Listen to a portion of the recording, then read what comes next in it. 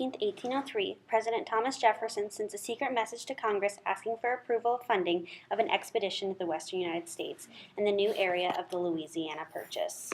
Leading the expedition will be Jefferson's friend Meriwether Lewis and his recruit, William Clark. Lewis creates a training camp in Philadelphia and maps out his course across the United States. They initially start in St. Louis, Missouri and make their way up the river. They cover a lot of land before they hold their first council with the Yankton Sioux in present-day South Dakota. Next, they move into the Great Plains where they discover many new animals.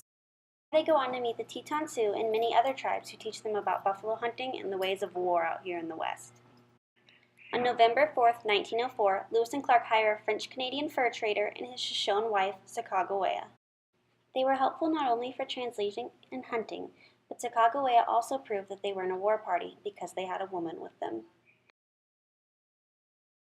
In June of 1805, Lewis and Clark's expedition reached the terror of Great Falls, Montana, as well as Sacagawea becoming deathly ill. Somehow, they all survived. They finished their journey to the western coast and met a boat that Thomas Jefferson had sent for them to send their materials back on.